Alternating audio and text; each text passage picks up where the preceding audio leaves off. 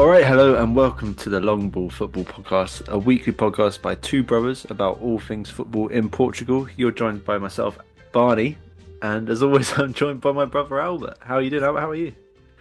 I'm very good, thank you. Did you almost say Albert, yeah. yeah? It's tough, but It no, yeah, was, I'm good. I come with good news, right?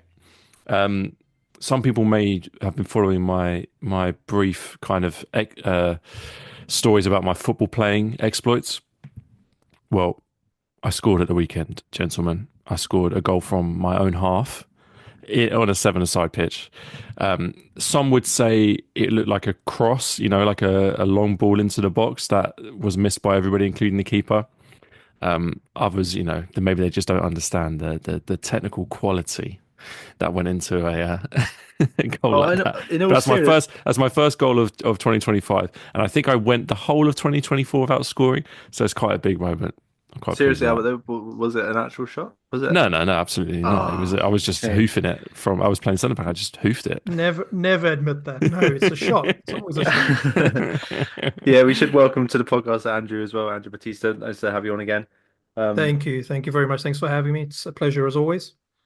I'm trying to think if I don't think I've scored a goal from. I think I would be that sort of player who would have an eye out for the keeper of his line. Though I don't know about you, Andrew, but I like to think I've got that in me. I'm Um, usually the keeper. So all right, well, we've got a lot to get through this episode. Before we crack on, though, we should remind listeners that this is going to be the first week that we release our Patreon exclusive episode, which with a refresh. It's going to be a bit more different from the last one. We're going to have some more news stories, a bit more in-depth chat about some of the things that come up in this main podcast that we don't get time to expand on. So yeah, for just £1 a month, listeners can join our Patreon and get that exclusive episode every week. But let's get on with the football, guys. I feel like I've been in the drive. This is the furthest I've Okay. gone with. Can I quickly just add a little teaser, Barney, for the Patreon only podcast? Oh yeah, Because please. as people may know now, we've spiced it up a bit. We're discussing more kind of exciting topics, and the listeners may or may not know or may not have seen Sergio Conceição. What is he up to in Italy? Well, starting fights with his own players may be one of those things that we discussed, but I'll just leave that little teaser there. We'll come back to that if anyone listens to that bonus episode. Oh yeah. Well, yeah. That's all to come. So keep an eye out for that, and then join our Patreon if you want to hear that episode. But let's start with this week's football. A good weekend. I think there was some good results, some surprising results. Um, uh, a win, a draw, and a loss for the big three. So maybe we'll start with perhaps the most controversial out of all of those results. And it will give us an opportunity to talk about Casa Pia as well, who were our team of the informed team of the moment last week as well, where they beat Benfica 3-1 at home. The last time Casa Pia beat Benfica was the league's first ever season, I think, back in the 1930s. I think that's Wow. right. And that's when Casa Pia were in the top flight, but I think they've it's been very rare that they've been in a top flight since then. So yeah, an amazing game. I mean, we've talked a lot about Benfica, obviously, week after week. We've perhaps haven't given Casapia the praise they deserve, though we have hyped them up a little bit. Um, I don't know where you want to start, gentlemen. If anyone's got some really wants to sort of go to town on Casapia and talk us through about this incredible win, really, and like a huge moment for them. Maybe let's start with you, Albert, because yeah, the three attackers got the goals. Moreira, Cassiano, Livermore. And this was a historic win for Casapia.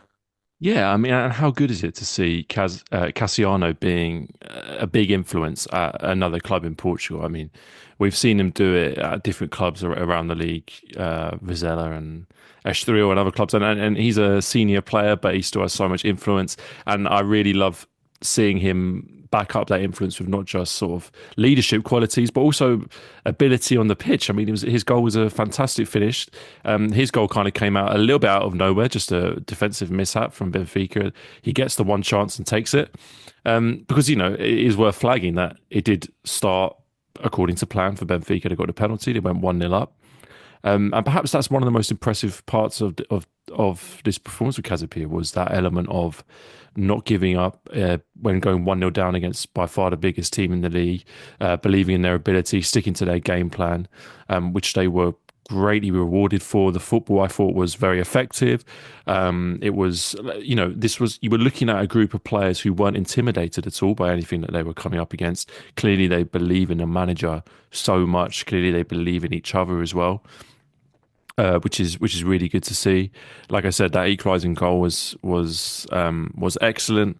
The second from Nuno Moreira. I mean, what I was thinking watching that goal was we just watched Carreras for Benfica have a bit of a masterclass against Lamine Yamal against Barcelona in the Champions League, but he couldn't hack it against a fellow Spanish winger in Larrazabal, who really kind of tore him apart in that moment. Not necessarily the whole game, but certainly he couldn't deal with him then. And yeah, my kind of takeaway from the whole game was just I didn't I know how good Casa Pia have been.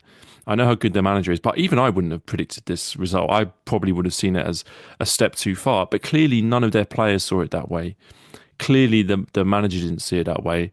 Andrew, I wonder if you agree with that, because how or whether you think a result like this has been coming, that kind of big statement result, because I think they've been doing very well, but to get this kind of result against Benfica, it's important just to say how much of a big step up that is from their previous wins, which have been good in and of themselves.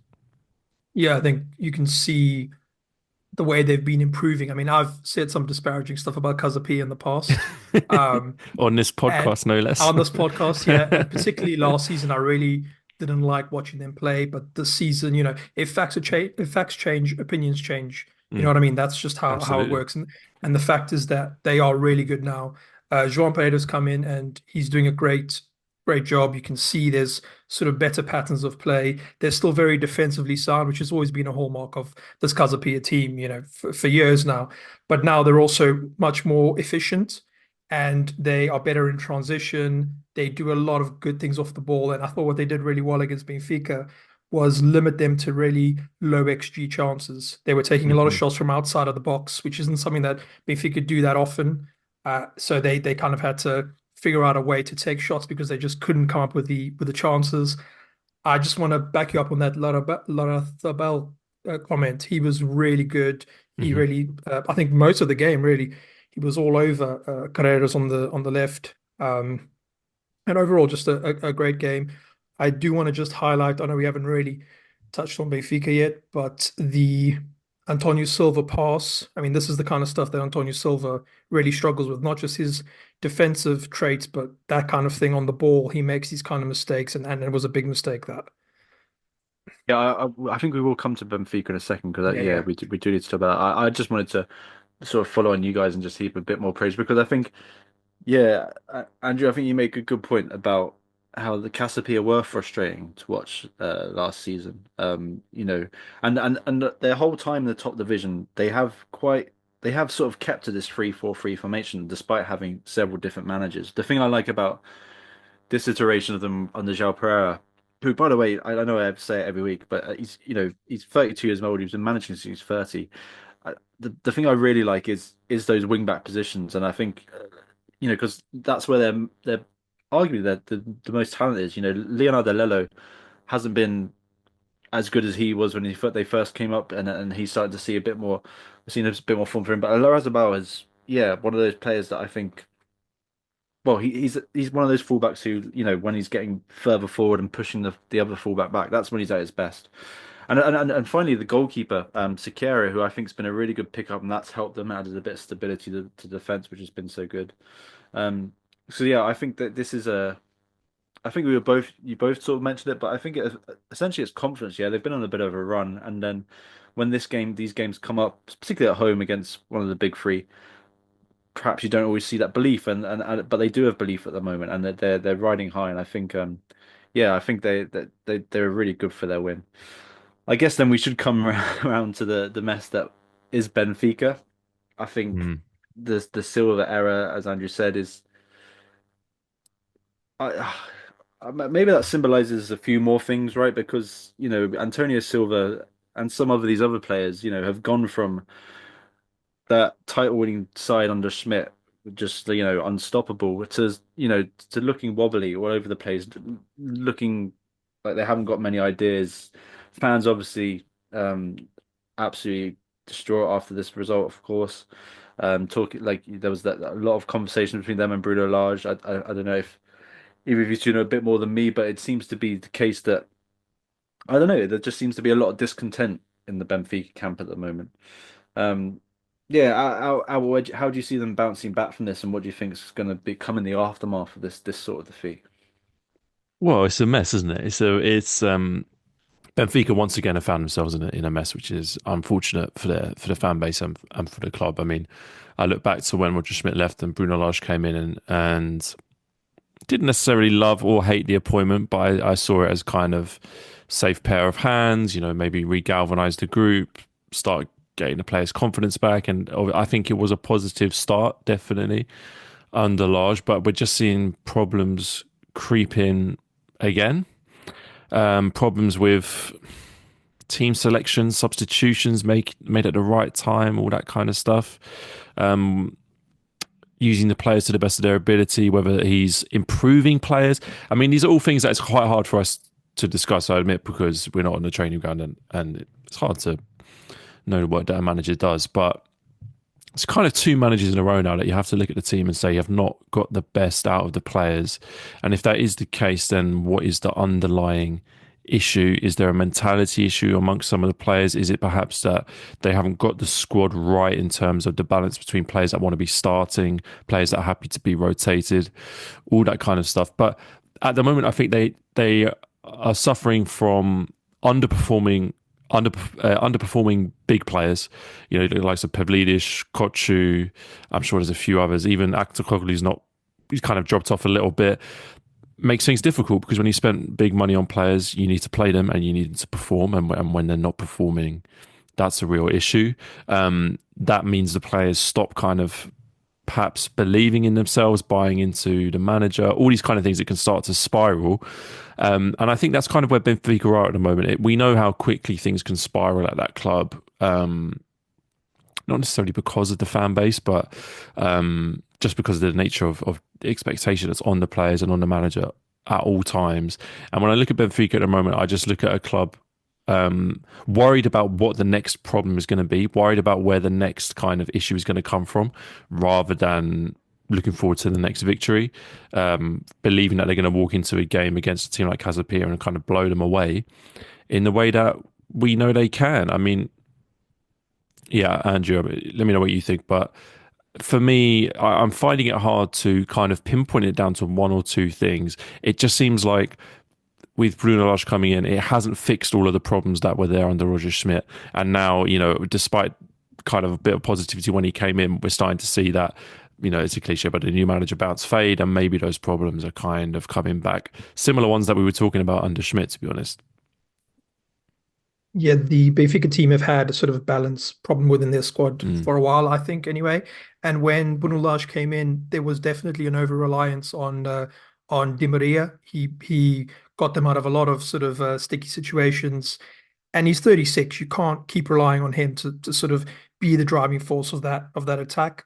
When I look at this Benfica team, I'm not sure where the chance creation is meant to come from. The midfield for this game was Florentino, Leandro Barreiro, and Kokchu.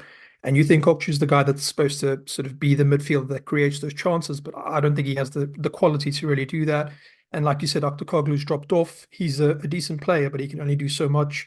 Artur Cabral is a striker. I like Artur Cabral myself, but he's not clinical. He's not really what you need, because he's going to need like 5 chances to put one away.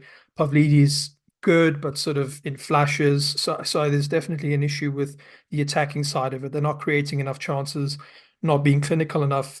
And there is an issue with the defense as well. When you're not defending correctly and you're not scoring goals, then you're going to have trouble. And that's what they're dealing with at the moment. I don't get why he's playing Tomas Araujo as a right back now more than he has been. He's been playing as a right back quite a lot. I don't know if this is like some Pep Guardiola-esque sort of, let's get as many centre backs in there as possible or something. But I mean, maybe it's just the fact that I don't really like Antonio Silva. I think he just makes too many mistakes and he's not really worth that.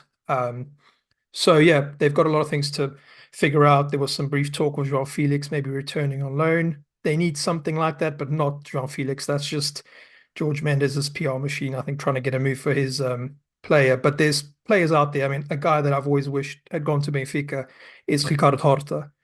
If that was going to happen, it would have happened a couple seasons ago. I think it's too late now, but he's the kind of guy, a guy that can take it upon himself, can drive that attack forward, and has the quality to stand out and be the guy in that team. And there's other examples. He's just one, but that's the kind of guy they need. I think they're going to have to bring someone in because I don't think they have that person at the club at the moment. I think one of the reasons Arouge has been playing at right back is a bit more, or just being squeezed into the team, is because he's arguably one of their best forward passers. Like particularly when you look at the midfielders in front of him. I know like Manu Silva was brought in from Vitoria's sort of slight hint of that, although I don't think he is that exact player. But yeah, I think once again it comes back to huge recruitment issues. I mean, Shoulder Up's sort of worked his way back into this team recently, but then obviously he didn't play for this game, and he looks like a winger who's at least be able to create stuff himself, more so than Artukoglu at the moment. And then yeah, I just it feels like we're talking about the same old things really. But I guess maybe looking at it in the broader sense is it's the way the league's panning out. It felt like a few weeks ago we were talking about how close the top of the was, and now the gap now is up to, is it 7 points, 6 points, 6 points. So like, this is we're getting into sort of, I feel like Sporting have turned their corner and starting to get further ahead. Benfica had an opportunity to keep up with them, and I don't know. It feels like they need to be active again. I don't know if in the window. I don't know if they will, because certainly feels like there's a personnel issue there at Benfica. Um, well, yeah, let's move on, because I feel like yeah we have had similar conversations. I think to round things off though, like on this game in particular, is to sort of bring it back to that first point I made about it was back in the 1930s when Casa Pia last Mm. beat Benfica, and how monumental this is. I think there's something special happening there this season. João Perez looks like he's going to be the new golden boy of the Portuguese league, because he's doing everything right at the moment. So yeah, a huge result for Casa Pia against Benfica. Well, let's move Oh, on to. Oh, I sorry. did notice one thing, an interesting thing. I mean, I found it interesting anyway. Leandro Barreiro, who won the penalty. Mm. So of the 8 penalties that Benfica have won the season, he's won 3 of them. Oh Wow. wow. How crazy is that? He's not a Mm. striker. He's not in the box very often, but he's won 3 out of the 8. The other 5 penalties had all been like no one's won more than one, Yeah. basically, Mm. except for him. So I thought that was pretty interesting because you don't see that kind of thing. It's like a No. weird sort of yeah. Yeah. Oh well, that is an anomaly. Okay, well let's move on to Sporting, who have kept that, or let's say increased the gap at the top to 6 points now, with a comfortable 2-0 win against Nacional. Um, Goals from Trincao and João Simões, who came off the bench. Um, they look like they're settling into Rui Borges' system. Some players have come in who perhaps weren't getting as much time under Aaron. I'm looking at Fresneda at right back. Um, I, I I think that, and yeah, I guess Rui Silva in goal has been an obvious improvement, and an easy one to make, but one that Rui Borges has made. Um, Albert, yeah, t talk to me about how, I feel like we're talking about Sporting being back at the top again and being comfortable, but 2-0 win against Nacional at home is nothing to write home about, but there's still positive signs. I mean, it's not necessarily an easy game. I mean, we've seen Nacional take points off big clubs recently, but nonetheless, a game that you'd expect them to win. I think the thing for me, Barney, looking at this game and the results, the other results of the big three, and Porto will come on to next, I'm sure, but it's it's amazing how they've managed to steady the ship, or at least how what's surprising me was just the inability of their rivals to have taken advantage of such a huge blip. It's like we're not even talking about João Pereira anymore. Like that whole part of the season just almost doesn't even matter. They're back to being 6 points clear at the top of the table. But it's important to remember like what an insane period of the season that was for Sporting. And the fact that, like I said, their rivals didn't take advantage. Benfica and Porto are still dropping points. And to his credit, Rui Borges seems to have brought in some stability, steadied the ship. I wonder if Andrew will agree with me on this. But I'm still not super impressed by Sporting under him. I'm not sure how to put it. I'm not exactly blown away. I don't think the formation changes have really added to their game. I don't think it's really allowed any sort of elevated performance from any new players, particularly, except maybe you could look at someone like Eduardo Quaresma at right back, who seems to be doing quite well, and Fresneda, who's now getting an opportunity. But nonetheless, they are back to decent consistency, winning games that they should be winning. Again, I thought it was a decent performance. 2-0. Trincao, great goal. Wonderful strike. Deserves credit for that. And yeah, Gerard Samovic, really nice. I thought it was a really nice moment, and he was clearly very emotional. I believe it was his first goal for the club. I'm assuming for the youth academy product. And yeah, he was emotional when he scored, and then when the game ended and he scored, the goal to seal the game, he looked really emotional, which was quite touching to watch. So yeah, as you say, the game is kind of less interesting than the what it means for the title race at the moment. But yeah, I mean, Andrew, what do you think? Because I don't think we've really discussed Roy Borges in detail at Sporting, but it looks okay, but it's not all that for me at the moment. I have to agree. They're not as shiny as they used to be. They haven't been for a while under Rui Borges, but he was meant to come in and steady the ship. It's exactly what he's done. He's getting a tune out of this team, albeit not a very exciting one. It's clear that move to the back four is kind of working. I would be interested to see how they cope with a more attacking team, a team that'll press them more. Mm. Because at the moment, Diomande and Gonçalo Inácio, they have time on the ball, and it's just the two of them. They're probably still used to having that third guy in there. So we'll see when they play against one of the bigger teams. And in the Champions League, I think they have one more game left in the Champions League as well. Um, he's doing a decent job. He's doing what he has to do. The Trincão goal was incredible, but that first half was terrible. It was so boring. It was honestly one of the most boring halves I've seen. That goal sort of lit a spark, and it made the last 2 minutes a little bit better because then Gyökeres had Yeah. a chance right afterwards, and then the second half started, and then it was a different game. But it was a very boring game, and that's because they were up against a very defensive-minded team, a very well-drilled and organized team, and Rui Borges just found a way to get through that. So Hmm. kudos to him because it is a new shape. You have someone like Gwenda who's now playing as a winger, but you can see there's a lot less space because the old system meant a lot of space in the wings. That doesn't really exist now. They kind of have to find that space through a different type of movement. But yeah, it's good for Fresneda. I think he's quite good. He looked decent, and he was never going to get a chance under Amorim. Yeah, well, I think the main things for Sporting is what Andrew said is stability, which is what they very much needed. I think maybe we can start to look at.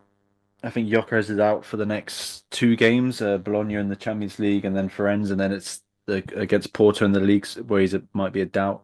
And I think was it Conrad Harder played the other week, and was it how many shots did he have without scoring? Was it like 30 or so? So maybe that that could be an area. But otherwise, I think across the pitch, I think we're starting to see signs of a few signs of improvement. I like the left hand side. I think Arujo at left back feels good. I think actually, and that comes with Fresneda offering that balance. I think when Albert talked about Quaresma playing at right back, obviously naturally a centre back, so much more defensive, and maybe the left back was asked to go up a bit more. But with Arujo in that left back position, and actually Fresneda offering a bit of both as well, I think that does give a good dynamic to the team. So I think it'll be interesting to see Sporting going forward. I think they, like I said, 6 points ahead. That's a healthy lead now. Any thoughts about Nacional guys? Because they're not doing too bad, I think, from a team. They're 19 points now, and that's 2 points above Estrella in the playoff relegation playoff spot. Um, I I think they've done all right. I think I like the defense. They play five at the back, and I think there's a few good players in there. So, Um, go sorry, ahead. I'm going to let Andrew comment on this because I know Andrew has actually probably something serious to say. I'm just laughing behind him because how many times on this podcast have we said, do you know, I actually quite like this like low ranked team who play five at the back. Do you know what it is, Albert? I think the main thing why I like him is the kit. Let's just be honest. They do have a great kit. Yeah, they got players there. Bruno Costa, Joe Togo, like they got some of the old boys in. I no, but seriously, I think there are some talented players in that fence. I'm looking at the right back Garcia and Ulysses. I think is a good centre back. I if I was going to pick any of the promoted teams, I perhaps felt that Nacional, having seen them in the top flight before, were going to be the weakest. And yeah, I think they've done themselves fairly proud so far. Yeah, so Thiago Margarido is a manager that I'm quite interested in. I've been watching quite a bit of Nacional this season. They play that five at the back. They've got a really good defensive structure. They don't let a lot of goals through, although, obviously it still happens with a team of their quality. But a lot of these players are new players as well. I looked Mm, into the players that he had when he got promoted, and almost none of them are still there. I thought Ulisic had a really good game, even though obviously they lost, but he was, tremendous at the back, and he's an old dog now. But yeah, they have that really sort of defensive structure, and they play a lot of transitions, and that's maybe not the most attractive way of playing, but it's a way of playing, and it's working for them. And I do think Thiago Margarido has a bright future. It's, maybe not in a João Pereira type of way, in this sort of exciting attacking way, but he's quite pragmatic. And if there's ever a sort of manager that can be successful in this league, it's a pragmatic one, because there's a lot of teams that sort of still play that way in the Portuguese league. Yeah, I haven't got much out of Nacional, but I totally agree with that on Marguerite. I think I can see him again. I don't want to damn with faint praise, but I mean, you look at the likes of managers who've gone on to manage clubs like Vitoria, Luis Freire there now. I feel like that trajectory is definitely something that he could emulate. And yeah, I agree. I agree with the sentiment that although they lost the game, Nacional have perhaps punched a little bit above their weight in terms of where we expected them to be and where they are now, which deserves its own credit in a way. But yeah, perhaps not the most eye-catching game from their perspective. Okay, well, let's move on to the last of the big three, with Porto drawing at home to Santa Clara 1-1. Santa Clara leading for most of the game, a goal from Gabriel Silva from the 33rd minute. Porto then equalised with a goal from Otavio, the centre back, and then was it the last kick of the game or very, very close to the end? Galeno with a missed penalty, which would have been a quite well, that would have taken them just 4 points behind Sporting in first. So a real wasted opportunity. Of course, new manager or potential new manager. Sorry, correct me on my pronunciation. Ancelini, the Argentinian coach, Anselmi, Martin Anselmi. Anselmi. Thank you. In the stands as well, watching over this. He's soon to be announced, although I think they've got to iron out the paperwork. But yeah, let's start with you, Andrew. Give us your the full debrief of yeah, the Porto situation. It was two missed penalties by Galeno, so that Excuse me, makes it sorry. even worse. It was two missed penalties. So Porto, they created a lot of chances. They struggled to put their chances away in this one. You could see a lot of the key players are really low in confidence. It's so obvious. There was no Nico Gonzalez, no Estaquiao, and no Samu for this game, and it was quite obvious that they were needed. They are three starters and three important players. Dennis Gould tried his best up front, but I thought he was quite wasteful. Mm, It's weird because it's not really like the defense were bad. There was only one shot on target, but it's the one that went in. But the sort of scenario around that corner that they scored was so schoolboy. Like we've all yeah. played football. We know, when defending a corner, you look around and you make sure everyone's got a man. That's the most basic thing. And Gabriel Silva, who's the striker, he's the lone striker. He's Santa Clara's only centre forward, and he's in the box on his own. And he gets that opportunity to finish. It's a great finish. But that's the sort of thing that I think a team that's maybe higher on confidence, and a team that has more leaders, because I think that's what this team really lacks is leadership Hmm. on the pitch. Someone back there, centre back, looking around saying, "Hey, who's covering this guy? Do we all have a man? What's happening?" And I think they lack that at the moment. Um, and It's really such a tough one to sort of put your finger on because we had a lot of chances. Galeno, I'm not a big fan of player missing a penalty and then taking another one in the same game. I've always Definitely. I disliked that. completely agree. I don't know why they do that. And again, leaders, if there was a leader on the pitch, he would go up to Yes. him and say, "No, this is the last kick of the game. This is for the game. Someone else, Fabio Vieira, you come here, or Alan Varela, you take this." Hmm. So I don't understand why they let him do that, but he did it. It is what it is. He's a good player. He's so low on confidence, and it's really easy to hate him at the moment. And there's Mm. a lot of sort of hate towards him, towards Pepe, and obviously now towards the sort of hierarchy, Villas-Boas, etc. Um, but the squad is missing that sort of person to drive the team forward. I thought it was going to be Fabio Vieira. It's not. It wasn't him, unfortunately. Um, but we'll see what happens with the new manager. I did a little bit of research. I don't want to go on about him too much, but it's quite an interesting appointment because I was looking into which managers have gone straight from Liga MX to a big European league, and Portuguese league's a big European league. Don't believe what they say. It definitely is. And there's only one guy that did it. His name is José Aguirre, and he went from Pachuca to Osasuna in Mm. 2002. So it doesn't happen very often. And I mean, when they go there successfully. He went there successfully. He was there for a few seasons, etc. Um, at the moment, his Cruz Azul team aren't doing very well, but they've been to the final of the Clausura. They finished second last season. So he's a good manager. He's very flexible, plays with very like a bunch of different formations.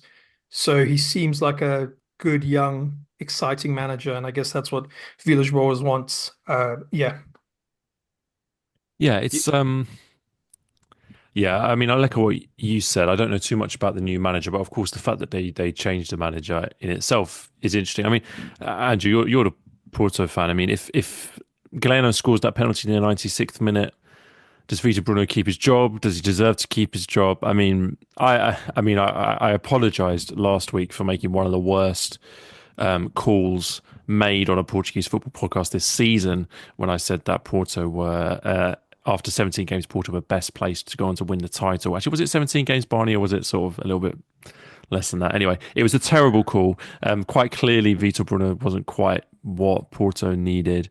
Um, so yeah, it's interesting. Of course, I understand that they let him go. Interesting that they've replaced him with another kind of inexperienced manager. You might have looked at the situation and thought, as you say, with the kind of lack of leaders on the pitch and with the lack of confidence, maybe someone more experienced would have made sense to bring in. That said, there's no reason why a young manager can't reinvigorate a team with new ideas and new optimism and all those kind of things. So yeah, we wait to see what the impact will be. Just my thoughts, my two cents on this game. Um, I don't want to be too harsh, so please tell me if you think I'm being harsh. But I feel like this kind of sums up Galeno a little bit in why he probably won't be that top player in the world of football. I think he does lack something in terms of mentality. Again, I really don't want to be harsh. I've never taken a penalty in a professional game. It's probably really stressful and hard, but to miss two in one game, I think shows a lack of. I mean, missing one penalty is understandable. It can happen to anyone. I think, as you say, Andrew, to miss two, of course, that decision could have been taken out of his hands, but also he has to have the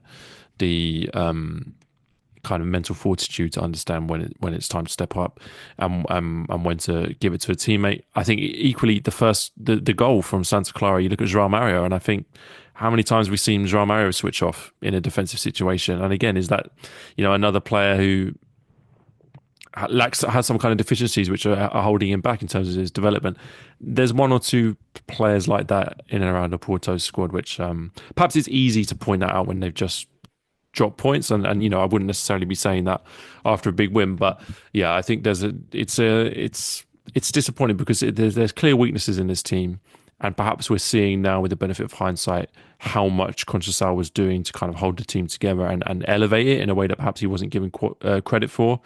And then when you have a manager like Vitor Bruno who lacks the same kind of leadership, strength, and the ability to drag his players over the line, that those weaknesses are a little bit more obvious. Well, what I will say about Galeno is he's he's like Pepe. I think he's a player of moments. He has flashes and he's Mm. very impressive. He has sort of short spells where he's very good.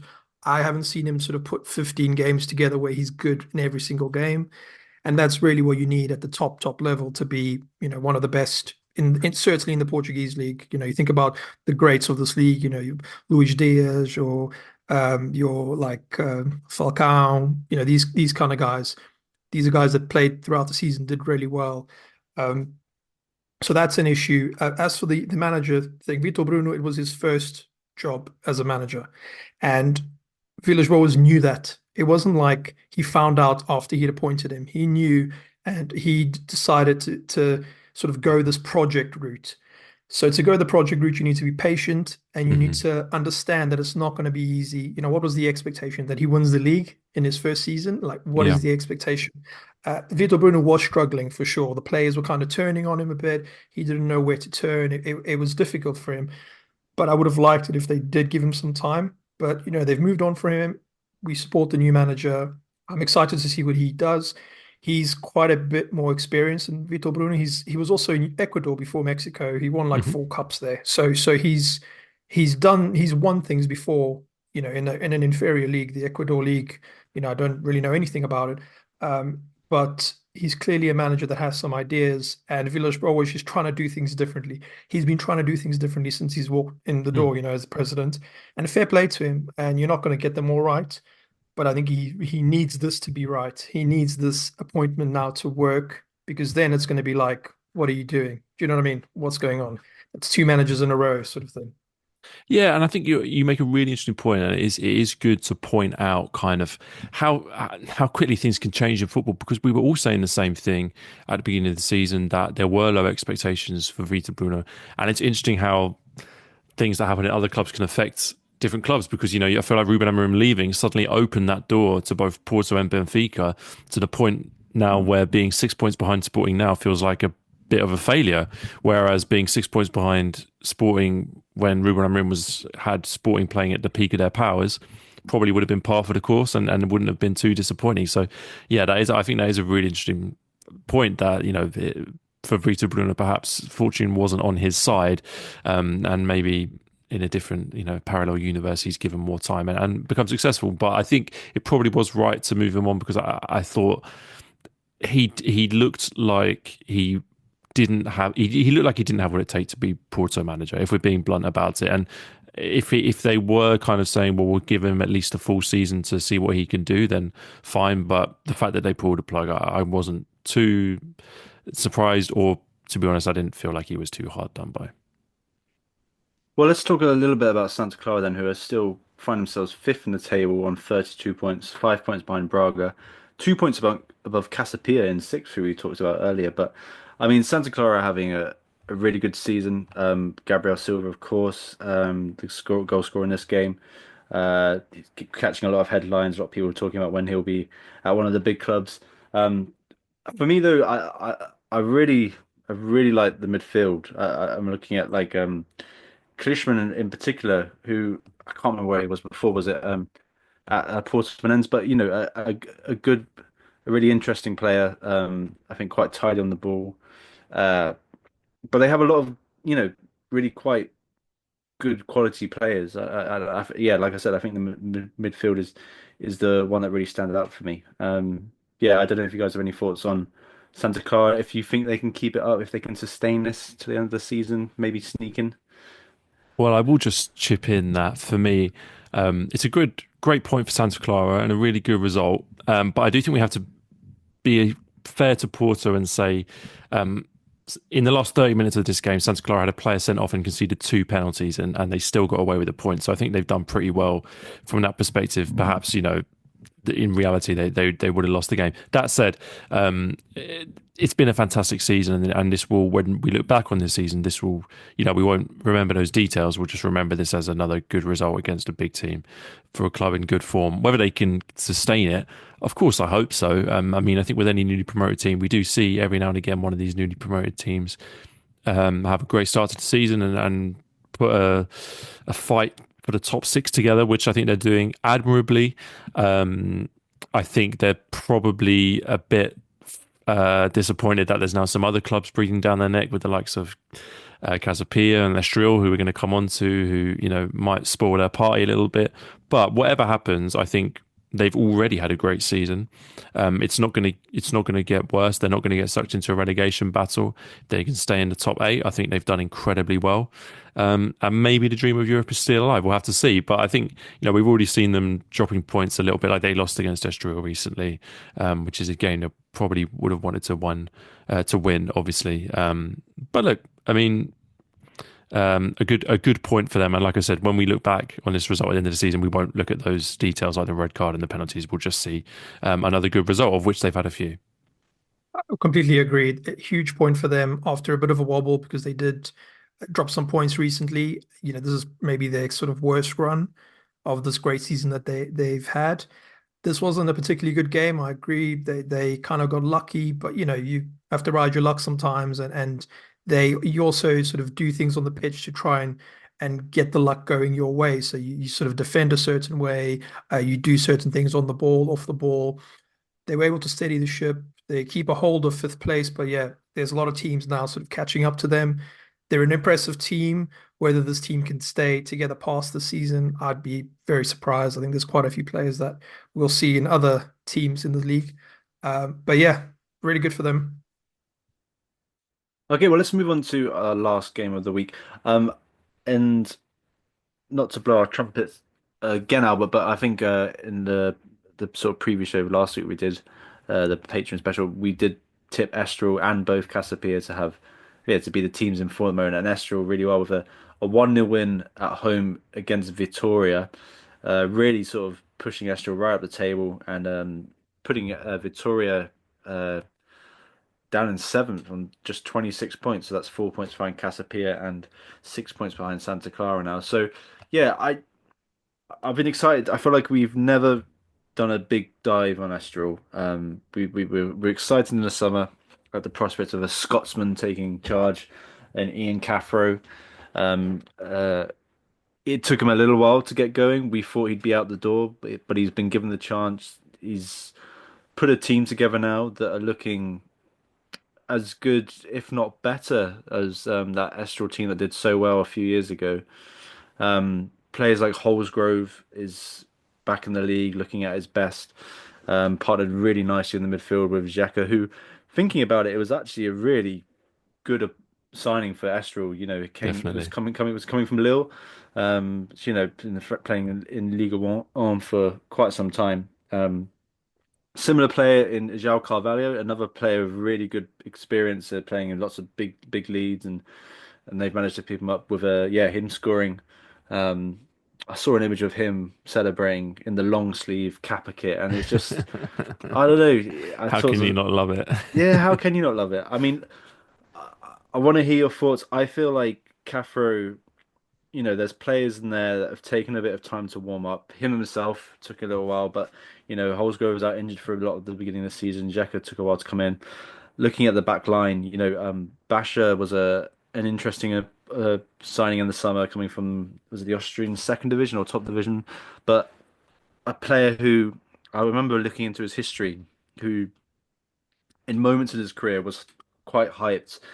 Injuries or whatever got in the way, but that sort of signing where they've seen something in him in the past and now they're able to get the best out of him. I think it's a really good team. Interesting, another team playing three at the back, which seems to be quite a successful formation to play in this Portuguese league. But look, the wing backs good play well. I've talked about Wagner Pino a lot. Yeah, it's Ian Cathro's done really well, I think, getting this squad together, finding the players that fit his system, and now they're playing some good football, and this is a good win against Victoria. Yeah. Well, firstly, I think you're absolutely correct to point out when we get something right because we get so much wrong on this show. There's so much misinformation and dodgy opinions that when we finally get something right, it's important to remind people that it does occasionally happen. But I actually don't think this was that difficult a result to predict, to be totally honest. I mean, mainly because Victoria are in a sort of sticky moment themselves. Well documented what happened with Daniel Sousa and Luis Ferreira coming in. Obviously, he's a good manager, but listen, they're in a bit of a sticky patch at the moment with their managerial issues, shall we say? And Estra in good form. In fact, this was their third consecutive win in the league, which I think is a fantastic result. It doesn't feel that long ago that we were talking about them as relegation candidates. As you say, Barney, we were talking about how long Ian Cathro would last. I'm sure I saw rumours that he had been sacked after 4 or 5 games. I'm very glad that that wasn't the case and that he's still in the job. And we haven't really had a chance to talk about him properly. So it is nice now to be talking about a win and a good win against a good team. Let's not forget that Victoria are a very good team. You mentioned loads of players, Barney. I mean, João Carvalho is the one. That goal was fantastic. If the listeners at home haven't seen it already, definitely dig out the highlights because it's a lovely sort of mazy run. He almost goes down at the end, doesn't he? He gets a kind of clip from a Victoria defender and he almost falls, but he manages to kind of poke the ball past the keeper almost halfway on his way down. And it's a great goal. They only needed a one goal, but it was a good win. I don't think Victoria had too many chances in response.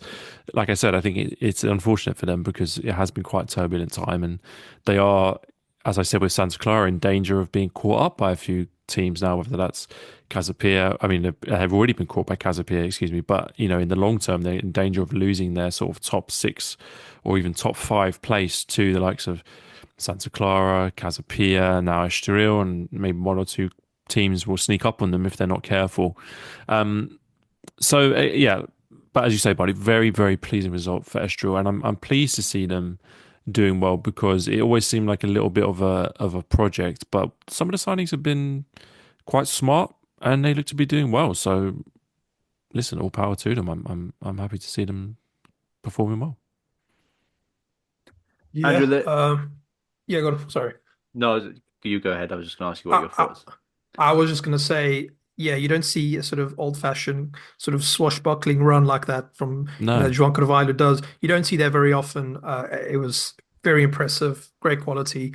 But yeah, so I don't know if you remember early on in the season, I was on the podcast and we spoke about Ian Cathro. He had just been appointed. And if you had to tell me that, in January we'd be sat here and he'd be 8th with the Estoril, I wouldn't believe you. I really wouldn't because it didn't seem like it was going to work. I thought, no, this guy's going to be out the door soon. I'm not sure I would have believed it 6 games ago, 7 games ago. Yeah, true. And he did have some issues with some players being injured, and he kind of had to make it work. And there was some performances where they got a result, they got a point here, a point there, and it wasn't always pretty. But now it looks really good. Rafi Gatan is back as well because he was at Braga, wasn't he? For a while, he's back now. So that's important. If you can keep everyone sort of fit, I think they can go on a great run. They've got a pretty good sort of run of fixtures coming up. They're only 2 points behind Vitória. Yeah, really, really impressed with them. And as for Vitória, they're in trouble. Luis Ferreira needs to find a solution. They're bleeding points at the moment. And they haven't won a game since the 12th of December. I don't know if you guys saw that. That's insane. I couldn't believe it when I sort of looked it up today. Well, yeah, I was going to say they're not only bleeding points; they seem to be bleeding players. I think that's one of the true. that's the thing that I feel most worried about for Victoria. I think Jorge Fernandes, I think, has been pitched at the airport today, probably moving to the Middle East. But yeah, let's talk about him for a little bit because I think Luis Freire coming in. It feels like the squad's already completely different, and their youthfulness is, I think, was on display in this game. They seem to be making a lot of money, but they don't seem to be wanting to spend it just yet. So yeah, this is something we've seen this before, have we not? I was going to say this is literally the Vitória, this is their playbook. Every single time they put together a promising squad of players and they have a good manager and there's some promise and you think, wow, there's finally some progress from one season to the next. And then everyone goes, manager's gone, players get sold. And then you just see that sort of same cycle. I feel for the Vitória fans. They've got this great fan base. They don't deserve this because every single season they're a selling club and they've remained that selling club, even though they now are owned by 46% by V Sports. The Aston Villa owners. You'd think Hmm. they'd sort of be looking at progress as opposed to profit. And I know you got to do what you got to do, but it's so disappointing because again, that early episode when we spoke about Ian Cathro, we were talking about Vitoria, who were on this great run at the beginning of the season. Rui Borges was doing really well. It was so promising, and now we look at them and it's kind of sad. They might finish eighth, ninth, who knows? I mean, I know it's. Sorry, I committed the biggest sin in podcasting by Googling something while we're recording, but I just wanted to look up Vitoria's departures in this season alone. And if you include Jota Silva to Nottingham Forest, it's a reported 45 million euros of sales this year alone, which is astounding numbers for a club like Victoria. But will they spend 45 million euros back? Will they spend 10% of that on players? We know they want, and they won't. Excuse me. And I just think, look, they can rely on their academy for so long. It's a great academy. It's produced some good players, and it's a Sure, a yeah. gift to that club. And they have made some smart signings. But I agree with you, Andrew. I sympathise with the fans. I mean, can you imagine what it would be like being a Victoria fan, seeing all these players leave for that amount of money, seeing the club slipping down the table, sacking a manager after 7 games? It's just not great. And they're still in Europe, and they've done well in Europe. Credit to Rui Borges for that, because he was the one who got them to where they are. But they lost Rui Borges to Sporting, so it's been a difficult season to say the least. I do sympathise with them a little bit, but to make the serious point, to reiterate the point that I made, this does have real consequences because they are in danger of slipping down the table. That's the real take-home message here: is that it's all well and good putting money in the bank. It's all well and good. I mean, it is great fun in their academy. Don't get me wrong, but at some point, this club has to decide whether they want to actually make an impact in this league. And it doesn't seem like that's what the commitment is at the moment from those upstairs. They've done great work with the academy. They've done great work buying and selling on players. Those are great things.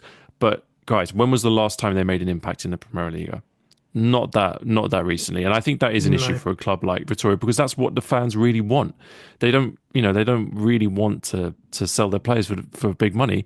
They want to prove that they're one of the biggest clubs in the league, which they believe they are. I know they can be, but they've not shown it. So yeah, that's the biggest shame for me. Yeah, I mean, I look at the front three in this game for Victoria. Arango, who I think they signed from Tondela, who yeah, is showing glimpses, but never looked like a player who's going to light up the league.